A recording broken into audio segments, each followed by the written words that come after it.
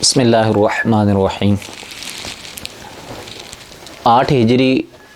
16 رمضان المبارک کو اللہ تعالیٰ نے حضور سید عالم صلی اللہ تعالیٰ علیہ وسلم کو ایک عظیم فتح نصیب فرمائی۔ وہ فتح مکہ کی صورت میں تھی۔ وہ مکہ المکرمہ کے جہاں پر سرکار صلی اللہ تعالیٰ علیہ وسلم کی ولادت بسعادت ہوئی۔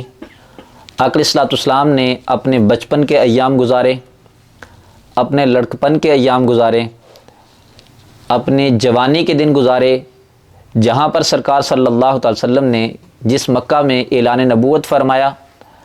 جہاں پر سرکار علیہ السلام کے آباء و اجداد، خاندان اور آقا علیہ السلام کی دیگر اہل و عیال جہاں پر بستے تھے۔ لیکن جب سرکار صلی اللہ علیہ وسلم نے اعلان نبوت فرمایا تو مشرکین مکہ نے، کفار مکہ نے سرکار صلی اللہ علیہ وسلم پر بے انتہا ظلم و ستم کیے، ظلم و ستم کی آندیاں چلائیں، ظلم و ستم کے پہاڑ توڑے۔ بالآخر سرکار علیہ السلام اور سرکار علیہ السلام کے صحابہ کرام علیہ مردوان پر ظلم و ستم کی جو انتہا کی، حضرت سیدنا بلال رضی اللہ تعالیٰ عنہ، حضرت سیدتنا سمیہ رضی اللہ تعالیٰ عنہا اور دیگر صحابہ و صحابیات رضی اللہ تعالیٰ عنہم و عنہنہ پر جو ظلم و ستم کیے، جو ظلم و ستم کے پہاڑ توڑے، اس کی کوئی تاریخ میں مثال نہیں ملتی۔ بالآخر اللہ کریم جل جلالہ کے حکم سے آقا علیہ السلام نے مدینہ طیبہ کی طرف ہجرت فرمائی۔ ہجرت فرمانے کے بعد 17 رمضان مبارک کو غزوہ بدر کا اسلام اور کفر کے درمیان پہلا معرکہ حق و باطل بھی پیش آیا۔ اس کے بعد سلسلہ کار چلتا رہا، پھر صلح حدیبیہ بھی ہوئی۔ صلح حدیبیہ کے بعد پھر جب مشرکین مکہ نے، کفار مکہ نے اس معاہدہ کی خلاف ورزی کی تو سرکار صلی اللہ تعالیٰ علیہ وسلم پھر فاتحانہ شان سے مکہ المکرمہ میں داخل ہوئے۔ سرکار صلی اللہ علیہ وسلم جب مکہ المکرمہ میں داخل ہوئے، سرکار علیہ السلام کے سر مبارک پر کالے رنگ کا، سیاہ رنگ کا امامہ شریف تھا اور آقا علیہ السلام اونٹنی پر بیٹھے ہوئے سر جھکائے ہوئے تھے۔ اللہ کریم جل جلالہ نے آپ کو شان و شوکت کے ساتھ عظیم فتح نصیب فرمائی کہ بغیر لڑے اللہ تعالیٰ نے یہ فتح عطا فرما دی۔ لیکن آقا علیہ السلام کی عاجزی اور انکساری کا عالم یہ تھا کہ آقا علیہ السلام اپنا سر مبارک جھکائے ہوئے تھے، اور مکہ المکرمہ میں آقا علیہ السلام نے جب داخل ہوئے، آقا علیہ السلام نے داخلہ فرمایا تو سرکار علیہ السلام نے تمام لوگوں کے لیے عام معافی کا اعلان فرما دیا۔ لیکن اس حال میں بھی یہاں پر ایک قابل غور بات جو ہے، ہمارے لیے یاد رکھنے والی بات جو ہے کہ ہم وہ ساری باتیں یاد رکھ لیتے ہیں جن میں ہمارا اپنا مطلب ہوتا ہے، وہ باتیں ہم بھول جاتے ہیں جو تاریخ کا حصہ ہیں، جو روایات میں ملتی ہیں، ہر چیز اپنی جگہ پہ موجود ہے۔ آقا علیہ السلام نے جہاں پر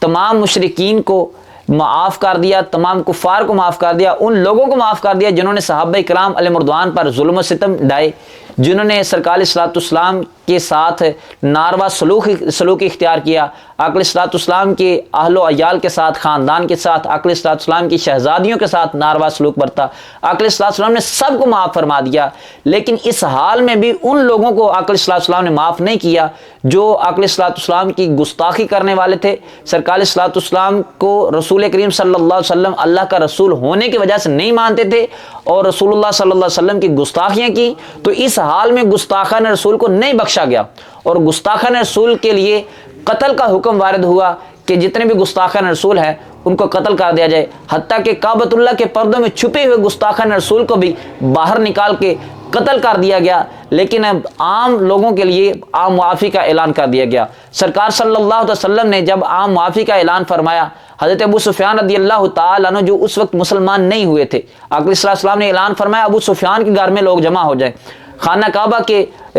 کعبہ میں جمع ہو جائیں، حرم شریف میں جمع ہو جائیں، ان کے لیے معافی کا اعلان کر دیا۔ لیکن گستاخان رسول کے لیے، ان کے لیے معافی کا اعلان نہیں ہوا تھا۔ آقا علیہ السلام کو اللہ تعالیٰ نے یہ جو عظیم فتح عطا فرمائی تھی، یہ جو اللہ تعالیٰ نے عظیم کامیابی عطا فرمائی، یہ عظیم کامیابی آج تک اس انداز سے کسی بھی سلطنت کے حاکم کو، کسی حکمران کو نہیں ملی۔ پھر آقا علیہ السلام نے جب مکہ المکرمہ میں داخل ہو کر مکہ المکرمہ کو فتح فرما لیا تو پھر اس کے بعد آقا علیہ السلام نے وہاں پر بھی انسانیت کی تربیت کی، آقا علیہ السلام نے جو ایک ریاست کی عظیم مثال قائم کی، وہ آج تک موجود ہے اور قیامت تک یہ باقی رہے گی۔ لوگ جناب سلطنت جناب ریاست مدینہ کی بات یا سلطنت جناب مثالی سلطنت کی بات کرتے ہیں، تو